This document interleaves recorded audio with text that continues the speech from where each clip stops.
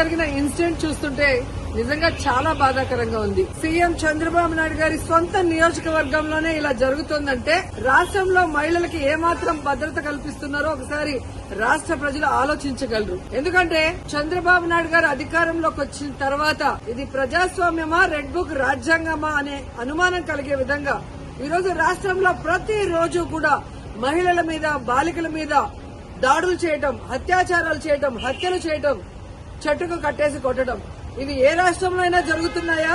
ఒక్క ఆంధ్రప్రదేశ్ లోనే జరుగుతుంది అంటే ఇక్కడ చంద్రబాబు నాయుడు గారు గాని, పవన్ కళ్యాణ్ గారు కానివ్వండి, అలాగే హోంమంత్రి అనిత గారు గాని ఎలా నిర్లక్ష్యంగా వ్యవహరిస్తున్నారు, ఎలా మహిళల రక్షణని గాలికి వదిలేశారో అందరికీ అర్థమవుతుంది. మాటలు మాత్రం ఇంత చెప్తారు. అధికారంలోకి వచ్చేప్పుడు ఏం చెప్పారండి? చంద్రబాబు నాయుడు అంటారు, ఎవరైనా ఆడపిల్లల జోలికి వస్తే అదే వాళ్ళకి చివరి రోజు అవుతుంది అన్నారు.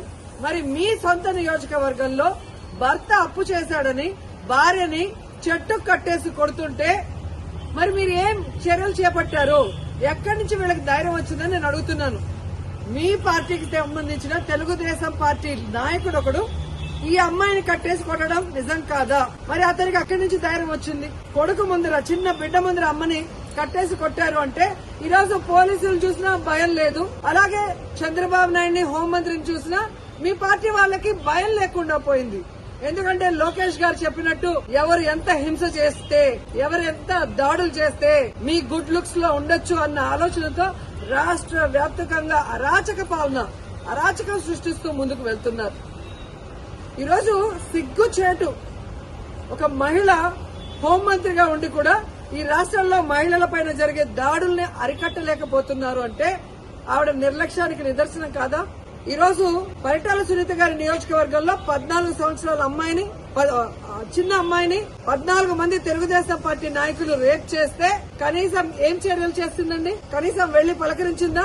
అలాగే అనంతపూర్ లో ఒక గిరిజన ఇంటర్మీడియట్ స్టూడెంట్ ని చంపేస్తే పోలీసుల నిర్లక్ష్యం వల్ల అమ్మాయి చనిపోతే అక్కడికి వెళ్లి హోంమంత్రి ఏమైనా చర్యలు చేపట్టిందా? మళ్ళీ గొప్పగా ఎన్నికల తర్వాత చెప్తుంది చంద్రబాబు నాయుడు ముఖ్యమంత్రి అయ్యాడు కాబట్టి ఇక ఆంధ్రప్రదేశ్ లో మహిళలంతా గుండెల మీద చేతులేసుకుని ప్రశాంతంగా నిద్రపోవచ్చని భారీ డైలాగ్ కొట్టింది. కనీసం కుప్పంలో కూడా మహిళలు ప్రశాంతంగా పడుకునే పరిస్థితి లేకుండా పోయింది. ఈ రోజు ఆవిడ సెల్ ఫోన్ లో ఏ విధంగా వీడియో కాల్ చేసి పరామర్శిస్తోందంటే ఈవిడ అహంకారానికి నిదర్శనం కాదని నేను అడుగుతున్నా. హోంమంత్రి అంటే రాష్ట్రంలో మహిళలకి, ప్రజలకి రక్షణ కల్పించాల్సిన బాధ్యత ఉంది. అంతకన్నా ఏమో పనున్నట్టు బిజీ అంటూ ఇంతవరకు ఒక ఇన్సిడెంట్ జరిగితే కూడా పోయి పరామర్శించదు. తప్పు చేసిన వాళ్ళని అరెస్ట్ చేయించాలన్న చిత్తశుద్ధి ఉండదు. సాక్షి ఈ విషయాన్ని వెలుగులో తెచ్చేంత వరకు ఇటు చంద్రబాబు నాయుడు గారికి గాని, అటు హోంమంత్రికి గాని విషయం తెలియలేదు, చర్యలు చేపట్టలేదు అంటే అంతకన్నా సిగ్గుచేటు ఏదైనా ఉందా?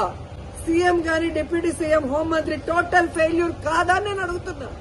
ఇంతవరకు సంవత్సరం అవుతుంది.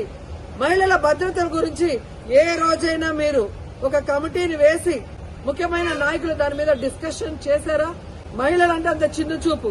ఓట్లు వేసుకోవడానికి మహిళలు కావాలి, కానీ వాళ్ళకి రక్షణ ఇవ్వడానికి, వాళ్ళకి వెల్ఫేర్ చేయడానికి, వాళ్ళని అభివృద్ధిలో తీసుకురావడానికి మాత్రం వాళ్ళు మనుషులుగా మీకు పరిగణలో తీసుకోరు.